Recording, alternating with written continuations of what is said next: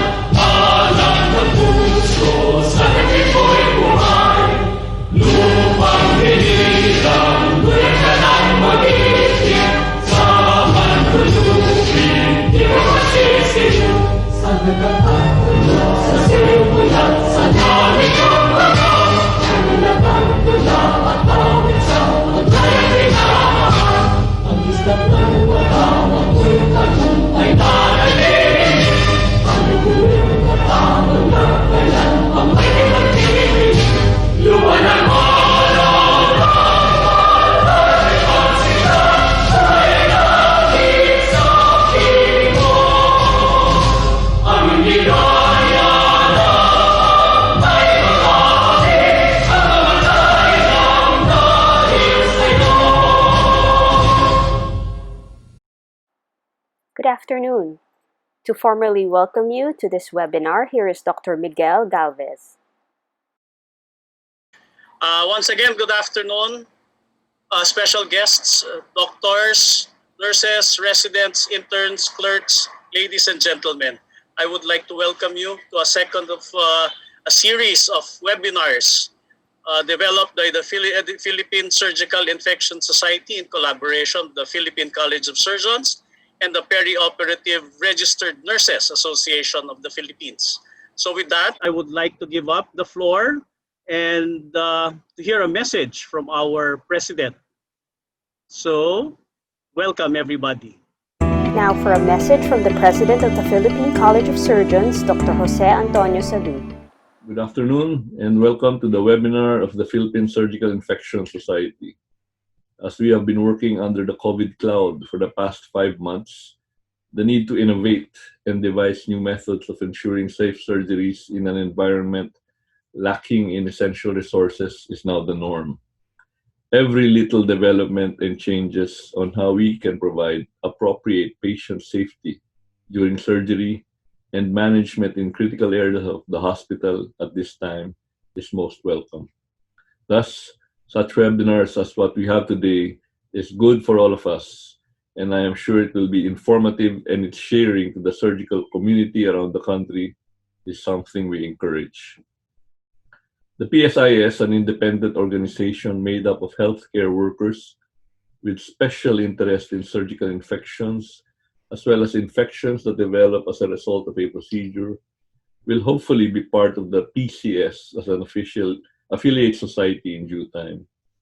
May I thus arouse among the surgeons, nurses, and others interested in this field to join us and be members of this relatively young organization. For your information, this group has already made its mark in the form of successfully having the government issue Presidential Proclamation number 971, dated June 23rd, 2020, declaring the second week of every July as the National Infection and Prevention Week and the second Saturday of every July as Surgical Infection Prevention Awareness or CPAP Day. And this was highlighted with a virtual inaugural commemoration last July 11. We are excited with the future of the PSIS ably headed by Esther Saguil, who is also our speaker for this webinar. And so on behalf of the Board of Regents of the Philippine College of Surgeons, I wish the Philippine Surgical Infection Society the best and hope this webinar provides new and crucial information we all need in our surgical practice. We are firmly behind the PSIS in setting the standards in the OR and in the ICU. More power to the PSIS and, of course, to the Perioperative Registered Nurses Association of the Philippines, previously known as the ORNAP, or the Operating Room Nurses Association of the Philippines, who have been our close partners in the drama that unfolds within all the operating theaters in the country. Mabuhay kayong lahat, mabuhay tayong lahat, at salamat po. To introduce today's speaker, we have Dr. Uykenko. Hi, hello and good afternoon, everyone. My name is Dr. Uykenko, and I would like to present our speaker for today. She is the driving force in the Committee on Surgical Infection of the PCS, and of course, our president in the Philippine Surgical Infection Society. She is a pediatric surgeon. She is a hospital administrator, and she is a very strong advocate of surgical infection prevention.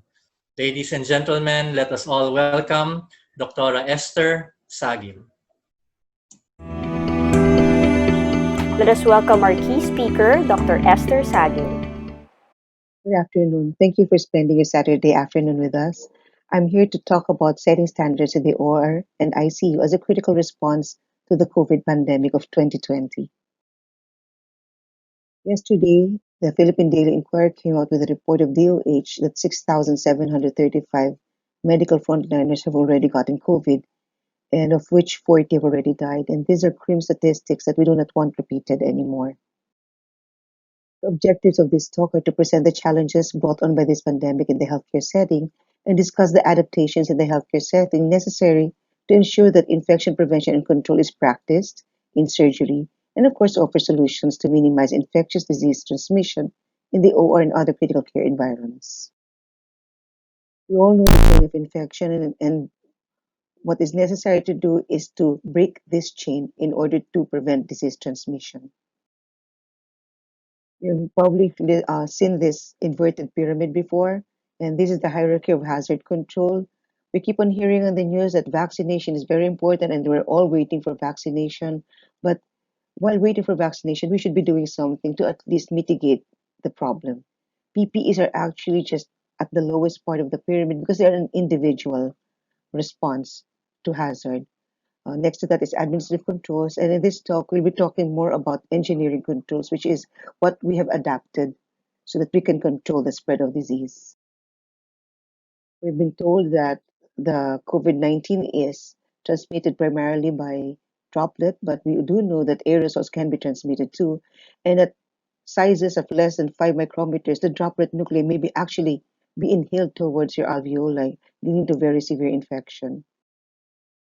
During the SARS epidemic, they were able to determine that during suctioning before intubation in 2 cohort studies, almost 60% will get COVID, the SARS infection. So knowing that SARS is actually the big sister of COVID, we are able to extrapolate some of the learnings in SARS to how we're managing COVID now. Regarding endotracheal suctioning, we have learned that about 20% of COVID sufferers will require hospitalization, and about 5 of them will need to go to the ICU for critical care support. And that is where ventilation and suctioning will be needed because most of them will have respiratory symptoms. So in these cases, a vacuum source and suction regulator are recommended for every treatment space, which means it's per patient to cover multiple patient management areas. We need to know that the airway is patent. It's kept patent because it is a life-saving procedure. That's why intubation, tracheostomy, they're done for these patients who develop respiratory symptoms. And for these patients, endotracheal suctioning must be available for all mechanically ventilated patients so that the secretions are removed in a timely manner. And in these cases, it's the mobile suction that prevents viral spread, not just from one patient to the other, but also from patient to healthcare worker. These suction pumps must have filters and accessories to help prevent the spread of viruses in care centers, and they're actually listed in the WHO booklet for SARS infection. When doing endotracheal suction, it should be done, if at all, should be done in a closed manner, closed suction system manner, and it should be performed very cautiously. So those with disposable collecting systems must be available in the critical care setting. When preparing patients for intubation, those with COVID, with proven or probable COVID-19, there are several ways by which you can mitigate exposure and potential transmission of disease. One is by using full PPEs, and that is where wearing of PAPRs and full gowns may be done. Notice how sealed, okay, the mask is to the patient's face. Video laryngoscopy is now preferred over the conventional laryngoscope. In the UK, they pioneered these aerosol boxes, but in the Philippines, after trying it out for 1 to 2 months, we found it very bulky. So here, most people who intubate actually like using the plastic drapes, the clear plastic drapes more in the lower pressure to at least lessen the transmission of droplets or aerosols as they do the intubation. Of course, the number of staff has to be minimized, and all those who are not critical to this process, the intubation process, should leave the room. Regarding going back to surgery safely, we all know that all elective surgeries in virtually all areas affected by COVID had to stop, and we resorted to just doing the emergencies and the urgent cases. But now, starting June, we've already started doing elective surgeries, but it has to be a safe and comprehensive strategy because we cannot afford a second wave. And the strategies by which we can control this is by isolating COVID-19 treatment facilities, which we currently are already doing here in the Philippines, prioritizing surgical cases such that we first schedule patients who have long delayed surgeries and who have probably malignancies, cardiac problems, which really need urgent surgeries. We also, both the American College of Surgeons and the Philippine College of Surgeons have also taken to recommend screening surgical patients for COVID-19 using RT-PCRs, not antibody testing. And the fourth is maintaining the safe and clean and hospital environment, which we are about to talk about. So what is our critical response in the intraoperative environment? These are the four things that you have to consider. What is the condition of the OR ventilation? Do we have negative pressure in that OR? Number two, how do we minimize the dispersion of aerosols, which we can do using suction with viral filters or even smoke evacuation? Number three, how to do cleaning, disinfecting, and sterilization, and using environmental sanitation methods such as UVC irradiation. And number four is appropriate PPEs, which I have not included in this lecture. Let's say something about room pressurization. I'm sure everybody has been dying to know what negative pressure is all about. So, what's the rationale for room pressurization? The American Society of Health Engineering has defined what pressurization is all about, and it has something to do like this. A room has to be pressurized so that it's positive with respect to the other areas. And the reasons are you have to protect the patients in the operating rooms and the clean rooms, and you have to protect sterile medical supplies and surgical supplies. So usually the positively pressured rooms are usually the cleanest environments in a hospital. These are the examples of other positively pressured rooms in the during regular times. ORs, DRs, the NICU, pharmacy and lab, and the CSSDs. So if you have a positive pressure room, then you also have a negative pressure room. So these are the examples of negative pressure rooms. These are the ERs, radiology waiting areas. I highlighted airborne infection isolated rooms or areas, the pathology area where the cytology is being done, nuclear med, autopsy rooms, and areas where there is soilage. For an airborne infection isolation room, it has to be negatively pressurized with respect to the other areas to prevent the contaminants inside that room from drifting to the other areas. So it's keeping it in. But it just doesn't mean keeping it in the room, but rather there should be an exhaust, a controlled exhaust to take out, okay, this contaminated air without having to contaminate the rest of the areas. One very common use for airborne infection isolation rooms actually is um, when there is a patient with active tuberculosis, because since the bacteria is readily spread by air from one person to the other, we normally would request patient with active tuberculosis to be placed in a negative pressure room.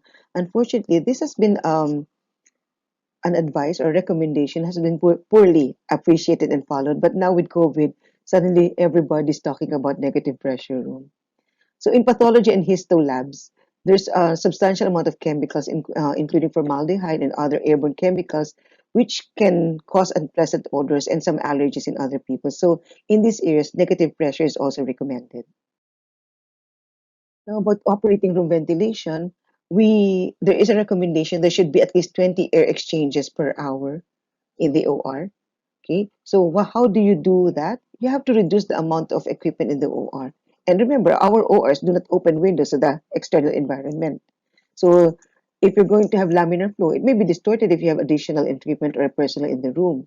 What we do is we install HEPA filters to remove aerosols and droplets. And we find that technically there's no need to convert all rooms to negative pressure rooms, but modalities such as in-room air filters or air, what we call air purifiers, and antechambers may be considered. Minimizing the number of people in the OR at all times, particularly during aerosol generating procedures, is also very important to lessen the risks of exposure. We call it the high-grade exposure. The Philippine Society of Microbiology and Infectious Diseases came out with guidelines last May, and they recommended the use of HEPA filters.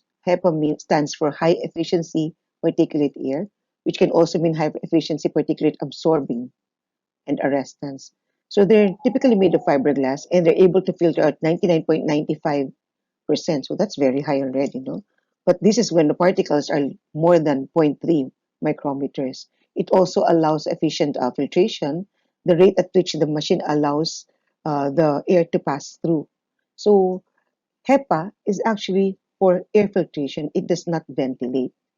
You have to follow some parameters, and the manufacturers have recommendations regarding how big your filter has to be for a particular size of a room. So this is very important. You don't just buy a HEPA filter or an air purifier, but you don't know how effective that HEPA filter or air purifier is going to be with respect to the size of the room. There is now an available movable or portable negative pressure machine. So why do we say that this is a very good equipment? Having a negative pressure, it's expensive to set up a negative pressure machine. So if you have a movable or portable negative pressure machine, that will guarantee you can generate negative pressure in each room and you can move it from one room to the other depending on where you're going to use it. So the currently available movable negative pressure machine actually has ULPA grade filters capable of filtering up to a 0.125 micrometer. So this is very small. It's much smaller. And these are very low noise, so they will not interfere, okay, with the OR environment. The nice thing about this is because they also have UV lamps, they need to have external remote control, so you don't get scared, that you have to turn it on, enter the COVID room. You can actually turn it on remotely. So this can be used in a clean room facility, such as any ORs that are already existing or any ICUs that are already existing. So these machines have not just HEPA filters, but ULPA filters, which can filter up to zero point 0.1 micrometers. So it gives you a lot of assurance when it comes to filtration of the air.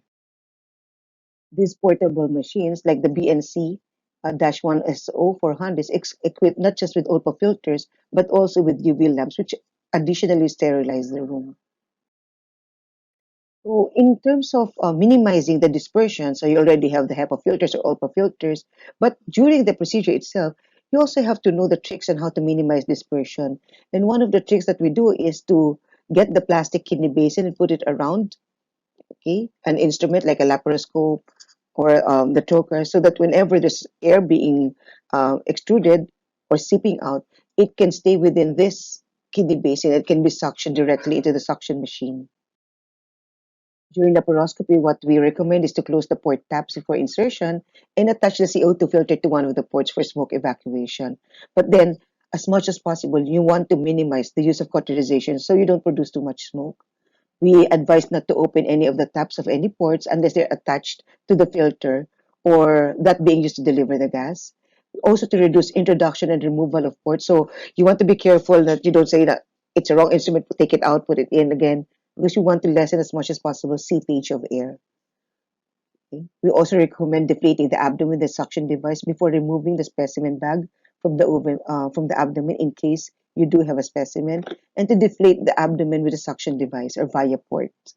So that is why from the start there were really a lot of questions about how to do laparoscopy properly or safely during the COVID pandemic. But after enough study, after enough trials and determination of how you can get, knowing a lot of how you can get the COVID virus, just by knowing this, you know that you can do laparoscopy safely now. There are just a lot of just some things that you have to know. So some words about surgical smoke inhalation. Even before COVID, if you look at the operating manuals of all your cautery machines, it says there that the surgical plume or the surgical smoke has to be evacuated or suctioned out because they are hazardous. They can be carcinogenic. And experts actually estimate the amount of surgical smoke produced daily in the OR is about 27. It equals 27 to 30 cigarettes. So you're actually a one pack year smoker every time you burn 1 gram of tissue. So that's very important that you ask your assistant to suction it out. Now, because of concerns of coronavirus surviving in the surgical room, it's even the more importance now to suction that air or that smoke during the surgery. And what we have now is smoke evacuation systems, which is nothing more. It's a very simple device, but it's very helpful where the suction and the cautery are kept together in one device so that as soon as you burn tissue, there's smoke generated, it is automatically suctioned out into a closed suction system so you don't get to inhale. So the dictum is don't inhale. Just another setup, introducing smoke and aerosol spread in laparoscopic management, but all it means is keeping it all within this system so it goes directly to the suction from the laparoscope down to the suction tubing and out. We do have suction machines now that are suitable for both ICU and OR needs.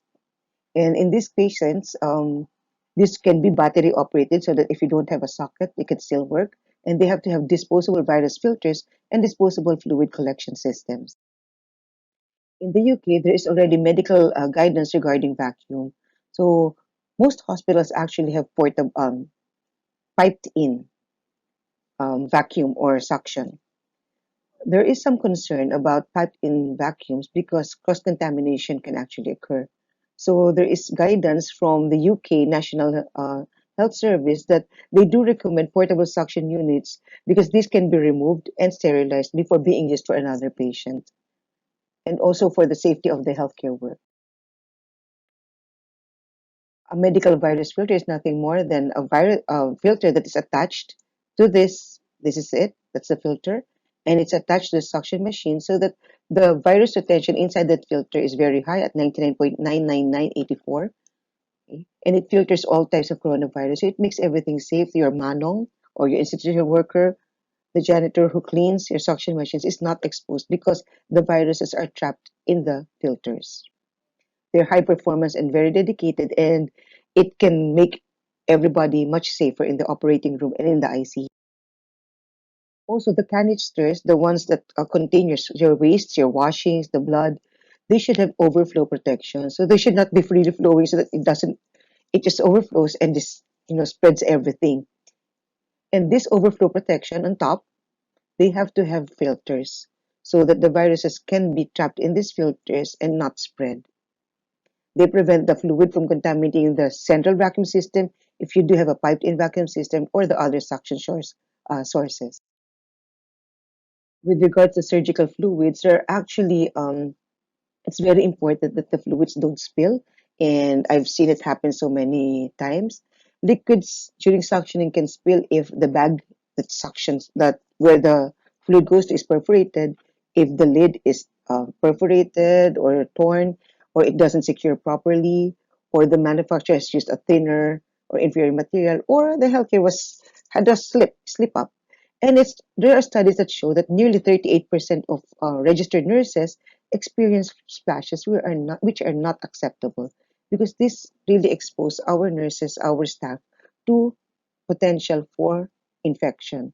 And this is very scary when it comes to the COVID-19 infection. So what are must-have items in the OR?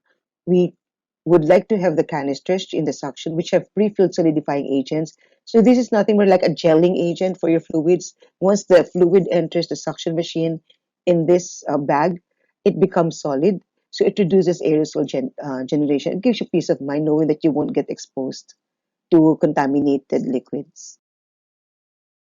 With regards to chest drainage, and I think you're all aware that the main problem of COVID patients is pneumonia, severe pneumonia, and in some of these ventilated patients, they do develop barotrauma, for which they will require chest tube drainage. Our conventional chest tube drainage have a positive pressure valve at the top of the device, and it allows exit of the virus into the environment, particularly when the patient coughs. And that is scary if the patient has COVID. So to combat that, there is a product like the Topaz that has an effective defense against harmful devices because it has an integrated filter on the top.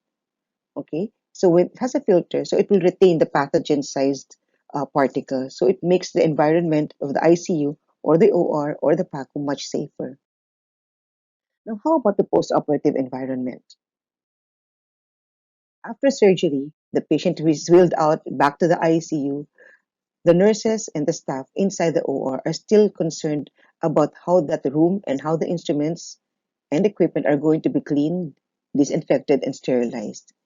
As again, we already know that the main mode of transmission of SARS-CoV-2 is still respiratory droplets and contact, because SARS-CoV-2 can remain viable.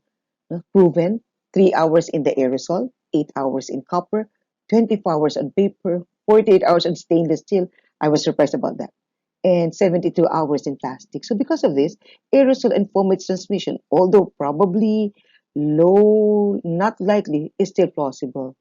And in cleaning and in cleaning of instruments and environment, it's still the physical action of scrubbing with detergents and rinsing with water that removes the large numbers of germs, bacteria, viruses from surfaces. So this is the most useful method for removing viruses on commonly touched surfaces, or what we call high touch surfaces. Thankfully, in the hierarchy of pathogen killed by disinfectants, enveloped viruses like coronavirus is actually the easiest to kill. So for the most part, it's everything should be routine when you clean and disinfect, and I think everybody knows it's done routinely. But what do we need to say? It's the key exceptions that you need to use an EPA registered product. EPA is Environmental Protection Agency. Why is this important? I don't know if some of you are aware that there was a policeman who died after being misted with a disinfectant which turned out to be undiluted, that can cause severe allergies and respiratory symptoms. So we ramp up cleaning and disinfection of environmental surfaces, especially those that are high touch, and allow time to air.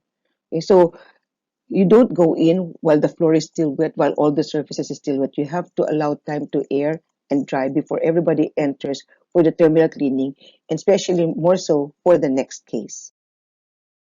So for environmental cleaning in the COVID OR, cleaning is crucial and it should be systematic and coordinated. Okay?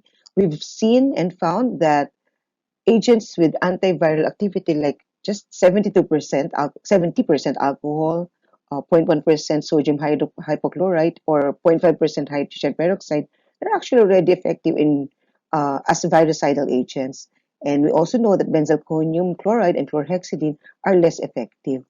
There are also hospital-grade disinfectants that are approved at FDA. But again, we have to emphasize that infection risk does not end with the operation. Everything has to be cleaned and disinfected until ready for reuse. And that includes even the BP sets, stethoscopes, and the like. Just some words about UV, because I know you've been hearing about it. Everything has to go UV, surface disinfection. So how do this work? They generate this UV lights generate they destroy microbial nucleic acid, and there is a specific range, okay, of wavelength. That's the 240 to 280. That's the UVC range. There are now a lot of home grade UV sterilizers, like those for baby bottles or even handheld devices. No? But what we talk about is there are specific recommendations and guidelines when using UV light to sterilize operating rooms and critical care environments. The PSMID came out with these guidelines. Okay? It's the guidelines are actually telling you what you should know about UV lights. And one is it shadows.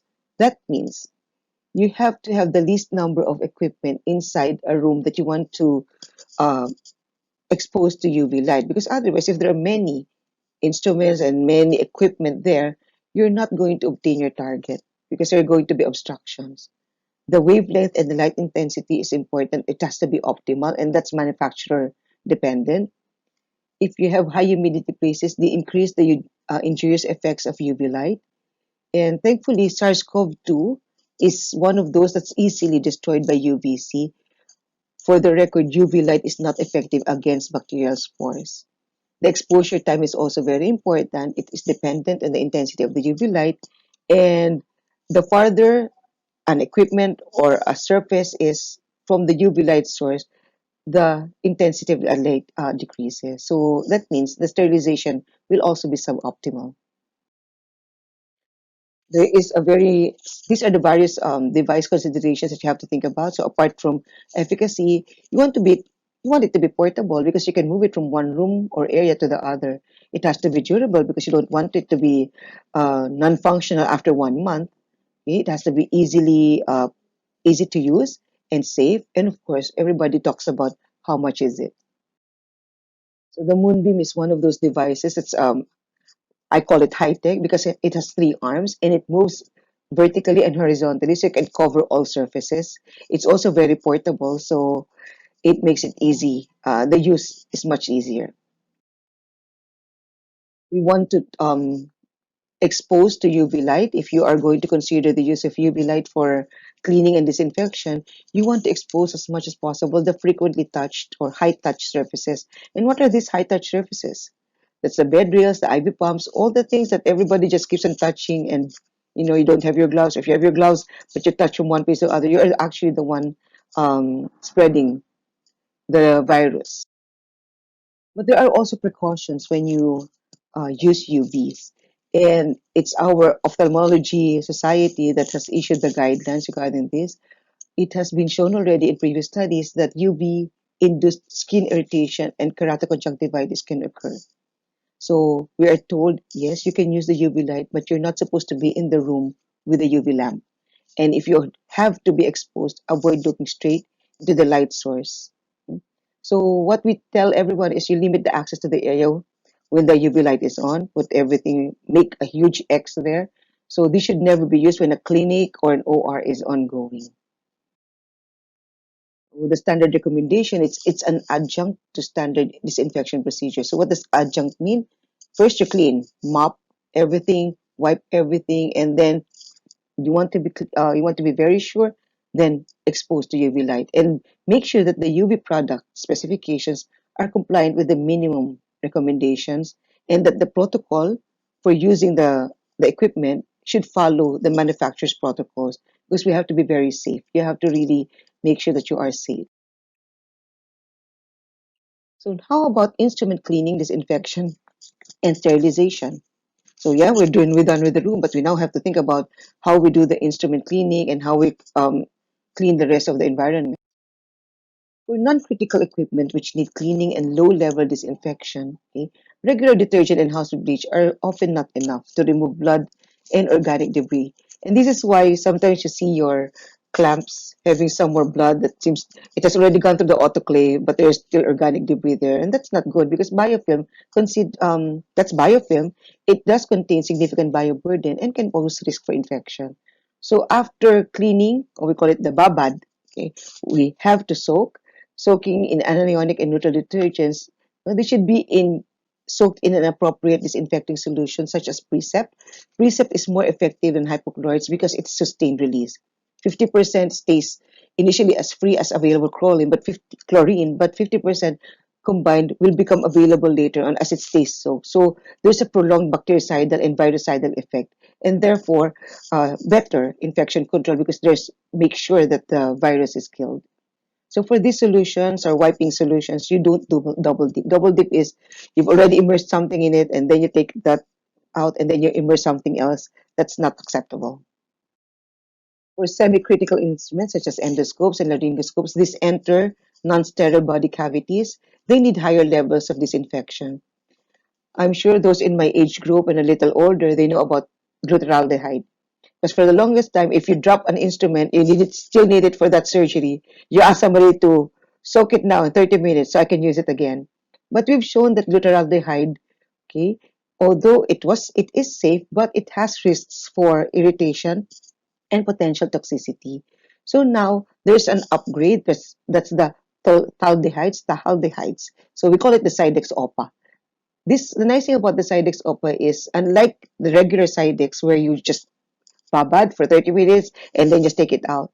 With Sidex OPA, it has chemical indicators, so you can determine the efficacy of the solution after use. So you can use these solutions, okay, in the ORs, in the GI departments, particularly for the endoscopes, in any part of the offices or healthcare settings where you need some higher level of disinfection without necessarily having to do sterilization. And for critical instruments such as laparotomy sets, we need sterilization that is reliable. Okay? You can sterilize using steam, that's the autoclave. You can use hydrogen. You can use plasma. And one of my after the we found out that we needed to sterilize N95 masks because of the shortage. The steroid system is very effective because it's one of the plasma sterilizers. So these sterilizers have biological indicators, so you're assured that your instruments are properly sterilized.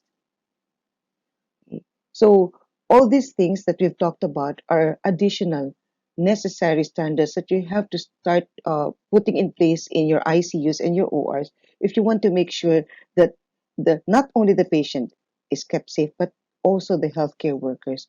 Because I think everybody now knows that it is the number of healthcare workers and manpower that is now creating the shortage. They're now the shortage, the manpower.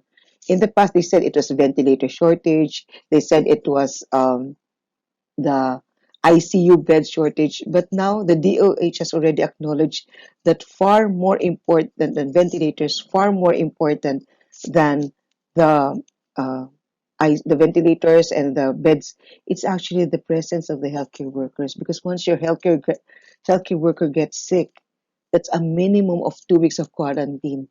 And if they do contract COVID-19, okay, God forbid that they have severe or critical disease, everything gets disrupted. The scheduling gets disrupted. So it's very important that at our level, we think about our safety at all times. So I think that's it. And for any questions, you can address your questions here via email at the email address philsurginfectionsoc.2018@gmail.com. Thank you very much for listening. Now we'll have an open forum moderated by Dr. Uycuenco. Hi, good afternoon. Um, all right. So, okay. So, before we go to the open forum, no,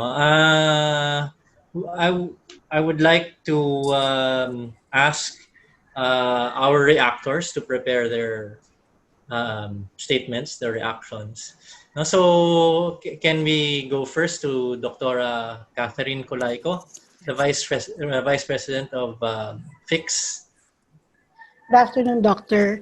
Good afternoon to everyone. I'd like to thank you, the PSIS, for the invitation to join you this afternoon. I want to thank Dr. Saguil and commend the very, very comprehensive coverage that she did in the time given. And I'm glad that there was a lot of focus on the engineering aspects of infection control. Doctora is right. Much of the discussion has always been, even up to now, on personal protective equipment. No? And understandably, it's because there's really a lot of fear still and anxiety amongst the healthcare workers, especially every time there's a wave of new healthcare workers falling. We are already falling short in hospital staff, wherever, I'm sure in all hospitals.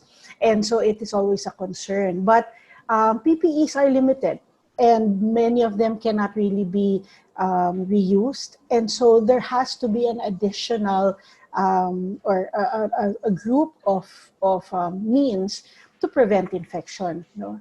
And the ideal really in any area of the hospital, but more especially in the areas that are supposed to be sterile, the IC, the OR, no, and areas that are critical, such as the ICU, it's very important really to practice all aspects of infection control.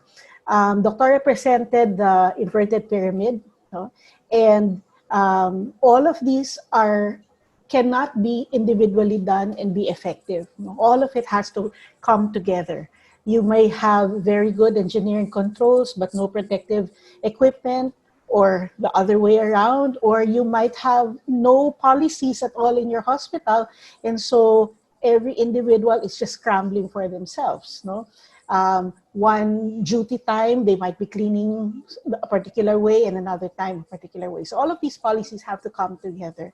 But it's very important, in fact, to identify the need for environmental decontamination. So, there's been a lot said already previously about how to screen patients prior to surgery. There's been a lot of debate on that, and a lot of questioning of the expenses that go into this. But really, there's really a need to protect not only our patients and not only the surgeons, but the whole team. You know? So I'd like to mention about the discussion on the decontamination. No? These are actually standards really for hospital grade decontamination. No? As far as instruments go, they haven't really changed outside from the time of pre-COVID to COVID. You know, and I'm glad Doctora mentioned that also the coronavirus is actually very vulnerable, very vulnerable to these disinfectants. But we cannot also be lax in implementing these. Doctora mentioned, okay, the patient has already been brought back to the room. What else do we do? So, of course, all of these cleansing and all the cleaning and decontamination is necessary. And not only that, but of course, we have to re-emphasize that those who are responsible to do all of these cleaning have to protect themselves as well. So they should also be provided with the proper PPEs, such as the N95, especially when you're cleaning, and all splash protections, especially because these are highly infective pathogens. There was a mention on the HEPA filters, and I think one of the issues with many hospitals still up to now, and we get questions about that, is these are all good to know, but they're also very expensive. So what do you do in the absence of these? And this is where you will have to discuss it with your engineering teams as far as air exchanges go. And that is also where you have to be more meticulous with your environmental cleaning, with your decontamination after the procedure, the terminal cleaning that goes into that, what solutions to use. Doctora mentioned glutaraldehyde, ay naabutan ko yun. I was in that batch, and yes, it is still effective, but there are toxicities associated with it. And so there have been amendments to that, and the Sidex-OPA is one of that. As far as I wanted to just also touch on the surgical smoke, and I'm glad Doctora also mentioned that, because in the past we'd also get a lot of questions on that. the surgical smoke. Can surgical smoke aerosolize the coronavirus? We really don't know. No? Until now, there really is still no, or there really aren't very strong evidences for it, but there aren't strong evidences that they don't. So at this point, I think the hazards of surgical smoke in its ability or capability of causing infection should be looked into. And if there is that potential, then that also has to be addressed. And Dr. is right. No, there was previously, when this all started back in March, there's a lot of apprehension about how do we conduct these surgeries. Can we do this? Can we do endoscopies, laparoscopies? Can we do all of this? No, there was a lot of fear about handling these cases, and I think the data up to now is still evolving. But it's been 5 months, 6 months already since the time of the lockdown, and there have been surgeries already that have been performed, and maximal protections are concerned. I think it is a reality really to really just invest also per institution on infection control measures. No, it might not be the HEPA filter, it might not be the portable negative pressure machine, which would be so ideal really for many hospitals that do not have negative pressure rooms. But the very basic still of infection control will still matter, and those are the proper air exchanges recommended by the WHO and the CDC, and this has to be worked out with hospital engineers as well. Yes. So thank you, Dr. Saguil. That was a really very, very comprehensive and very interesting lecture. Thank you. Dr. George? Hello, yeah, all right. I was muted kanina. So let's hear from the Perioperative Registered Nurses Association of the Philippines, their president, Mr. Gabriel Naig, for their reaction on today's lecture. Thank you, Dr. Akalaiko. Good afternoon, everyone. Good afternoon, Gab. Good afternoon. Naririnig na po? Hello? Yeah, we just don't see you. Yes, opo. Mayroong challenge Sir Gab? yung video ko, opo. Pasensya na po. Yes, Sir Gab, go ahead. Okay. So, good afternoon, everyone. On behalf of ORNAP, I would like to extend our greatest great appreciation to PCS, Dr. Salud, and PCS President, Dr. Saguil, for always involving our organization and these endeavors as a continuing education program, likewise to the company partner, Centrum Med, for making this into a success. Dr. Saga's presentation is an excellent and practical guide in the performance of our role as perioperative practitioners. Her discussion likewise serves as a basis in formulating the guidelines and procedures. Thus, standards are set for infection control for that specific matter. As perioperative practitioners, we must be knowledgeable in resource management utilization. We cannot demand what we need due to some limitations and challenges we are now facing. It is our role to look for a solution and find ways to meet our needs. This can be achieved by trust, good leadership, collaboration, and positive attitude. Above all, this endeavor should not compromise patients and healthcare workers' safety. In addition, being an advocate for the patient and healthcare worker safety is crucial in delivering quality care. To be an advocate, we must learn to speak up if non-conformance and errors are observed, while observing the proper process that needs to be employed. As part of the team, it is increasingly important to be equipped with knowledge and skills to render quality care in embracing the technological advancement and evidence-based practice that can help ensuring a safe workplace, like katulad nga na-discuss ni Doktora kanina, like environmental cleaning, processing of instruments, smoke evacuator machine, etc. So, we have the knowledge to prevent infection. What we lack is the will. So, thank you very much. Thank you, Gab. Thank you. Thank you, Sir Gab. And now we will be going to the Q&A portion of this. We have still a few minutes. So anyone in the panel, even our reactors can answer, no? Of course, Dr. Saguil, no? So there's a question here, and I'm just going to group it all, no? So somebody is asking between the difference between air exchanges per hour or CADR, clean air delivery rate for HEPA filters. No, I think, does anybody know? It sounds like an engineering question kasi. I'm sure Dr. Oracolaico will be able to answer that better. Yes. As far as air exchanges are concerned, there are standard air exchanges that are based on room dimensions. No? So the depth of the room, the height of the room, if you have a door, what size is the door, the size of the window, the angle of the window to the room. There are quite a number of factors, I think, that are considered. And yes, it is an engineering question, which unfortunately I am not an engineer, but it is a question that we pose and that we do pose to our engineering staff when we are in the process of renovations or creating new rooms, especially when we want to create isolation rooms. No? In the early days of managing COVID cases outside of the OR, we're talking about the general hospital areas.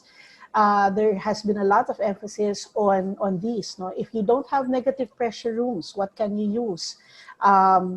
Because negative pressure rooms are expensive.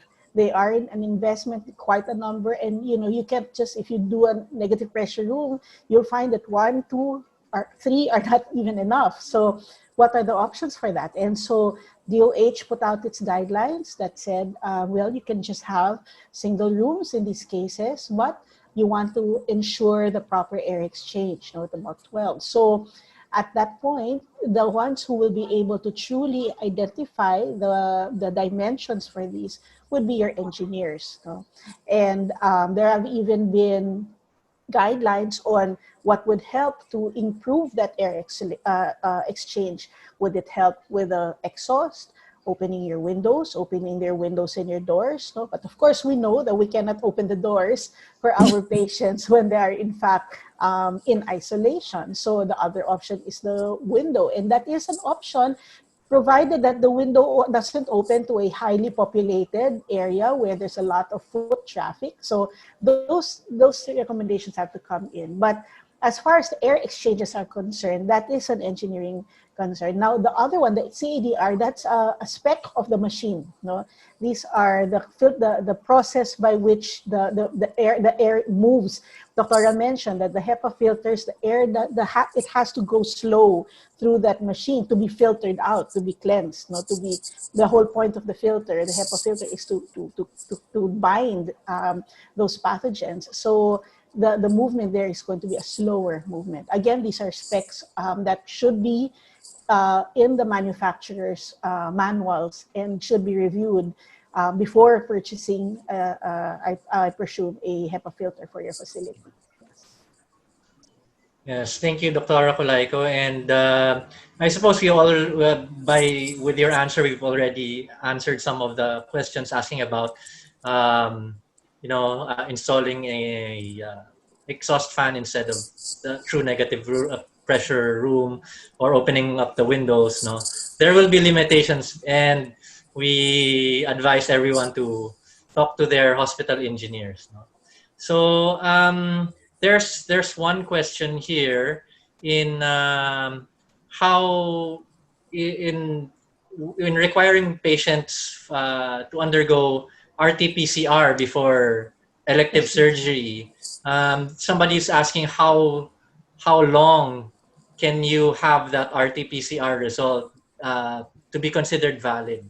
Yeah, that's always going to be a tricky question. No? It's going to be because it's always going to be a tricky question because you get one test today and then you get infected tomorrow. So it's really, it's very tricky. But the recommendation really is that if you will do an RT-PCR, and it's still a recommendation for elective procedures, especially if the individuals come from high endemic areas or the prevalence of COVID is high or the exposure in the immediate environment is high. But validity ideally is a week. No?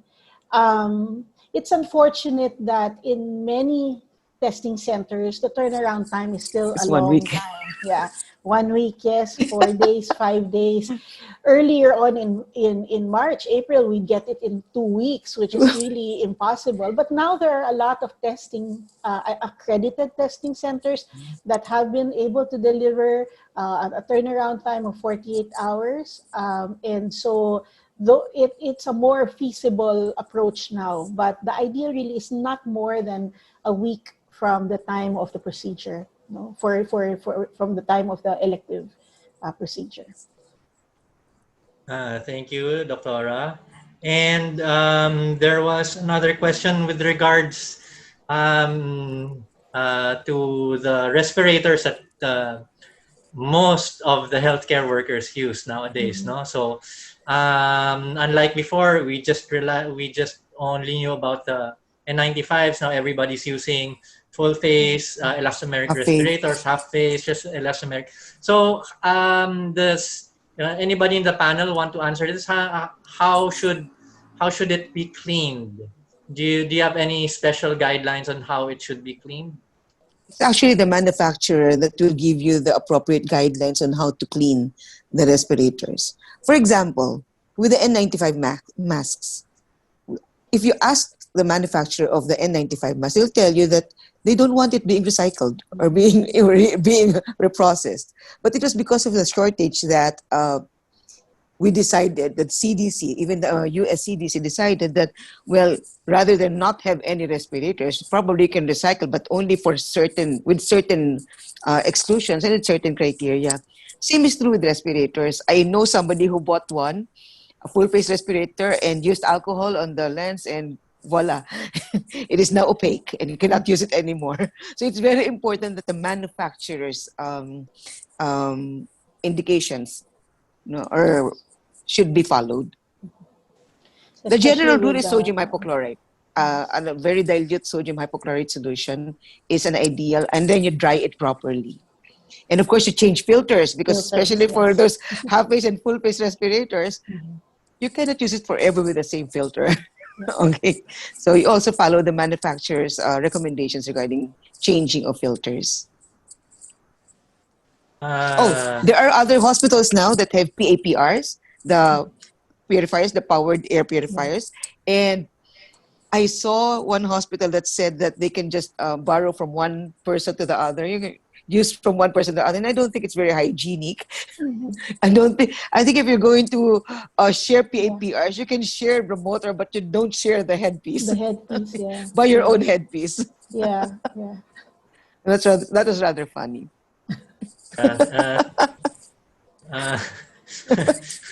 Lalo na kung nagkakakain na ng garlic nung nauna sa'yo. No? Shawarma yun. Shawarma. Anyway, going back to our topic. This is one question that I'm particularly fond of. In using UV light, will the people in the other room be affected with UV light? Other room? A separate room? In the separate room?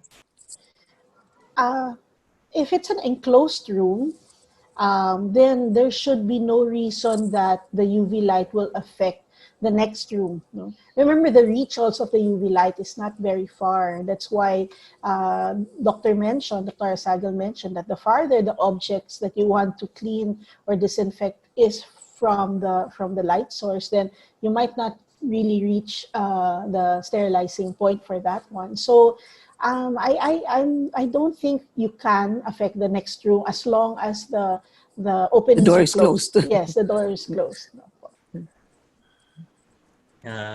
Thank you. And, there are many kinds of UV lights now. Yes. Aside from the UV lamps that you use to sterilize, you can even put UV inside your split type air conditioning to clean your room. So there are many applications now of UV light. So it's very important that you check with the manufacturer or the distributor regarding the specifications. And also, if you're going to use UV lamps, you have to know also the dimensions of the room. Yes. So, because if you're going to use a very small UV lamp, but you have a very large ICU, that's not going to be effective either. So that's very important to know. Thank you. And just to add on that, no, we have to remember that UV is actually light, no. So the closer anything you want to sterilize, the better, no. Yeah. Kung malayo ka na sa kanya, hindi mo nasisinagan 'yon, wala na siyang effect, no. And UVC lamps, despite being very effective, are also not great in long distances. So, Yeah. kung nasa kabilang kwarto ka, you're safe. Hindi siya tumatagos, hindi siya X-ray vision. No. Hindi siya, ano. Somebody's asking about dry misting. I think those are one of those many ads you see on social media. No, they sell those fogger machines, misting machines. No, so does anybody think that they are a good idea in hospital disinfection, particularly in the OR or ICU? Dr.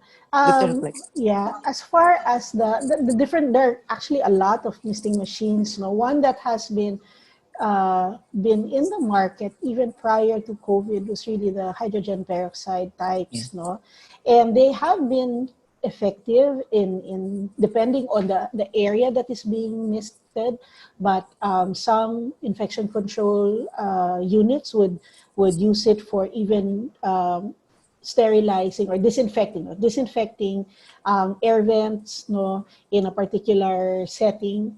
But it depends really, I guess, on what kind of misting machine that you would be using, no? Because there really are some that were created for disinfecting a particular room, no, a particular room.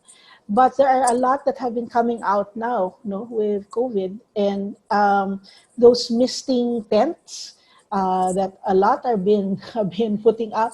There really hasn't been any evidence of its effect, no. And as a matter of fact, of course, we know that the DOH has advised against it. misting the healthcare worker, no, because precisely what happened to that individual who had an allergic anaphylactic reaction to all of these misting procedures. But to be fair, there are in fact machines that it's been for a few years already that they've been around for disinfecting rooms, no, disinfecting rooms with hydrogen peroxide. Yes. In addition, from the lecture, remember the sequence of environmental sanitation. It's always clean, disinfect, sterilize. So to mist without wiping, without cleaning, mechanical cleaning, that would be an incomplete cleaning and disinfection. So misting is a disinfecting process, but the cleaning, the mechanical cleaning, should never be forgotten.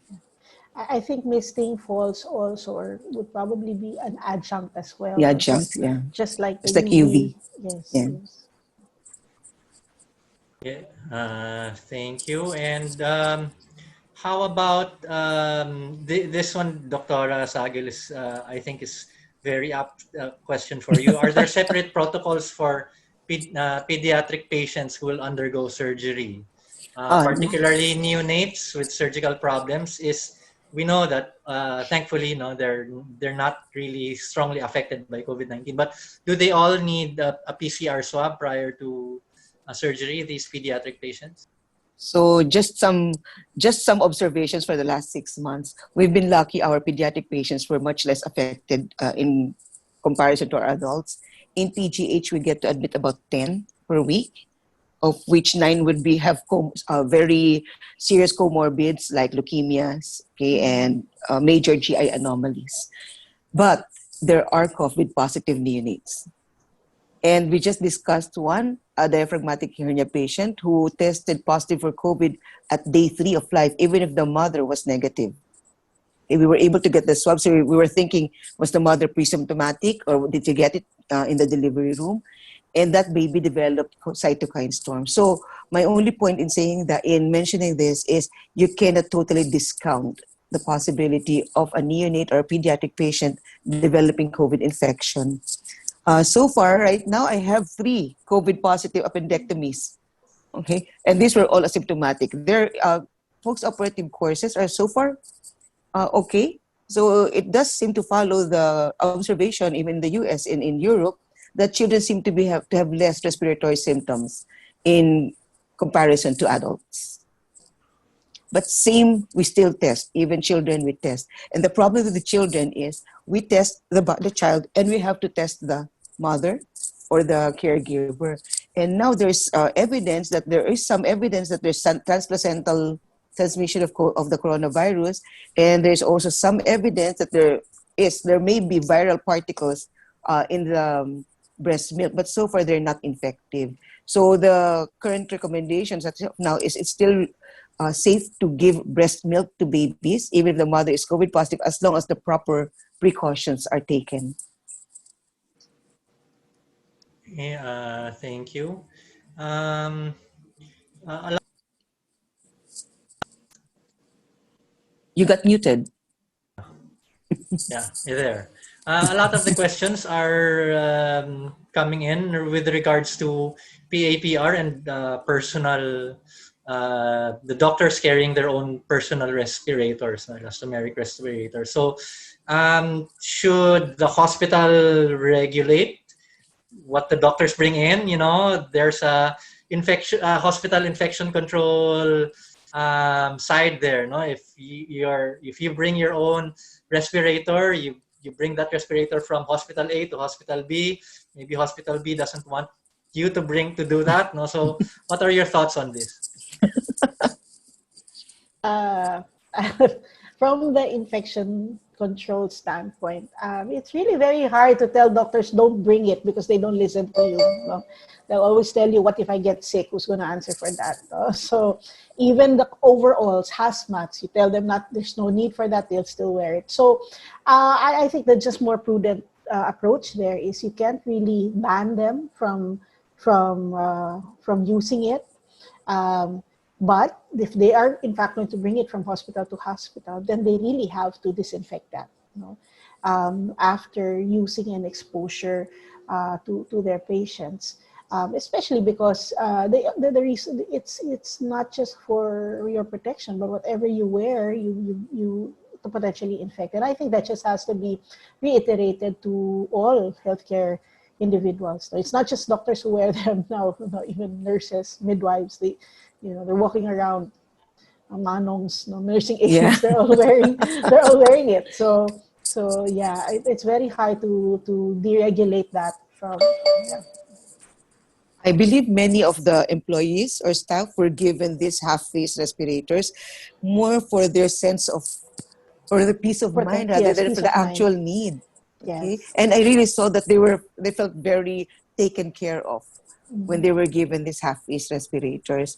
But as I keep saying, all these infectious protocols have been in existence before COVID. Yes. And if you're going to say that if ever there is something good that came out, or if it heightened the awareness of everyone regarding infection prevention and control, TB has always been there.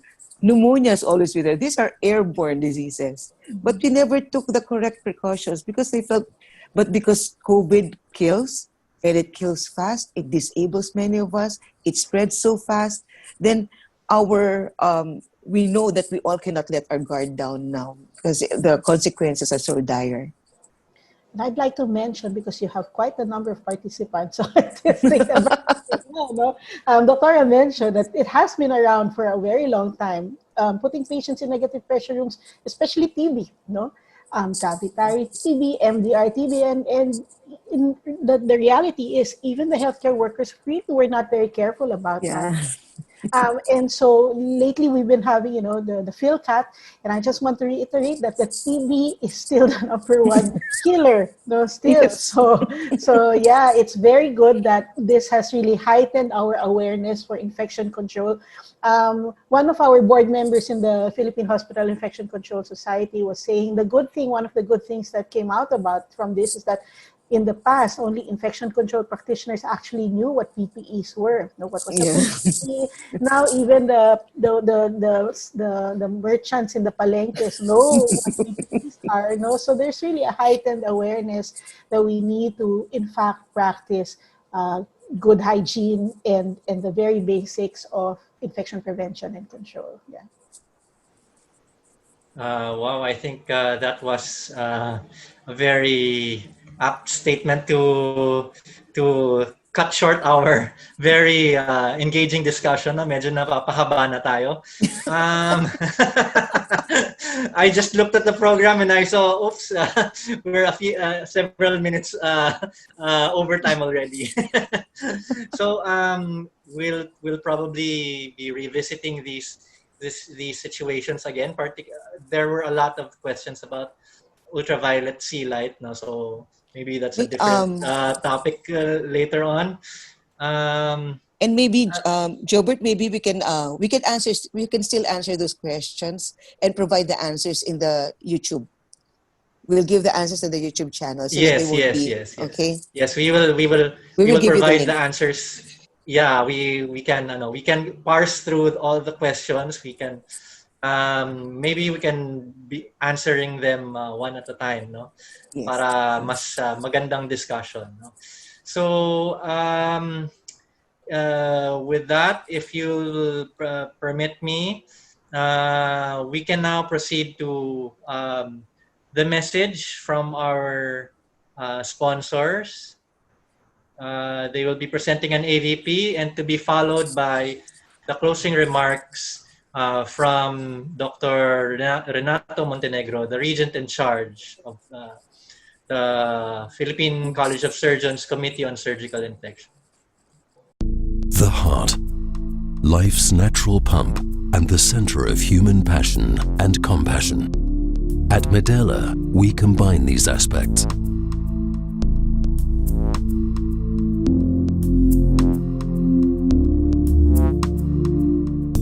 Through global partnerships with leading researchers, we transform valuable knowledge into innovative clinical solutions. For over 50 years, we deliver high-quality Swiss medical vacuum solutions that now include adaptable surgical suction and convenient, easy-to-use portable suction systems for various applications in hospitals, clinics, or home care. Healthcare professionals value the reliability, user-friendliness, and quietness that come from Medela suction pumps. Continuing our success in developing cutting-edge solutions, we proudly present our next generation of suction pumps, Basic and Dominant Flex. The power of choice is at your fingertips. You can choose 40 liters per minute for whisper quiet operation, 50 liters per minute for most applications, or 60 liters per minute for turbo performance. Optimized hygienic design allows for simplicity when cleaning. Swiss quality and reliability integrated in a functional and modern design. You also have the choice of fully compatible fluid collection systems and accessories. Basic and Dominant Flex, the solution for all surgical suction needs. The pioneering chest drainage therapy system, Topaz Plus, digitally measures air, fluid, and pressure. And customized negative pressure wound therapy enhances performance, patient comfort, and controlling costs.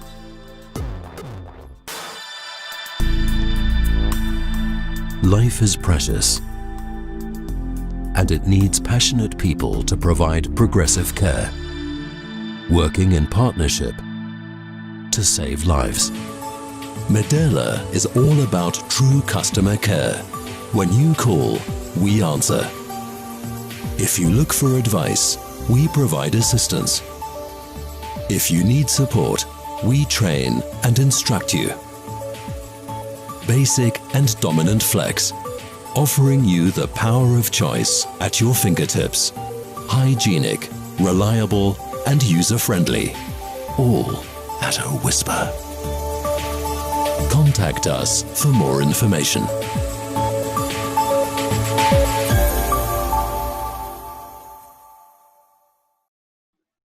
We'd like to now welcome Dr. Montenegro for the closing remarks. Hi, good afternoon again. Esther, before I close the session, I'd like to just ask you a simple question about your lecture. I, for one, want to actually review it. Are we going to upload this? Or is this going to be shown on YouTube? Yes, So- sir. This will be available on the official PSIS channel. Okay, there it is. Ladies and gentlemen, let me first thank Dr. Esther again. I actually enjoyed your lecture, Esther, and your fan base is definitely increasing. And surely we will invite you again. I also enjoyed, the comments of Dr. Catherine. Yeah. And of course, Gab. Gab, your message was rather philosophical. So to end the session, again, to everyone, we appreciate that you stayed online with us for the last 1 hour. It was a very fruitful 1 hour. Again, congratulations, Esther. And thank you again for graciously accepting the challenge to remind us, educate us, and reassure us that we are, in fact, doing our best in this crisis. This webinar is more than just a commitment of the Philippine Surgical Infection Society, the Perioperative Nurses Association of the Philippines, or the ORNAP, and the PCS, of course. This also reflects our advocacy towards surgical infection prevention and awareness. What we emphasize this afternoon is that for us to win the battle against COVID, we need to be educated, we need to be aware, and continuing medical education, such as this web-based seminar, is actually the way to go. And to repeat what the PCS president just said earlier, last month, during the last July, during the second Saturday, we celebrated the first ever Surgical Infection Prevention Awareness Day, which culminated the 1-week celebration of the National Infection Prevention and Control Week, which always falls on the second week of July. This is, of course, to drum up support for the Philippine Surgical Infection Society. And so, ladies and gentlemen, to finally end the session, I would like to invite everyone in behalf of the Board of Directors of the Infection Society to be a member of our group. Everyone with a stake on surgical infection, nurses, surgeons, infectious disease specialists, operating room nurses, you are all welcome. Again, congratulations and a pleasant afternoon to all. Thank you. And a happy birthday, Boogie. Happy Salamat po. birthday! It's a good way to, celebrate my birthday. Happy birthday. Happy birthday. Thank you everyone for listening. And we'll make every effort to answer all your questions. Yeah, I was afraid, Chito, you'd say that. I was expecting that, Chito. Thank you, sir. Hi. Thank you to all our participants. Thank you. Thank you for joining us this afternoon. All those who registered will receive an email with a link for the certificate of attendance and CPD credits.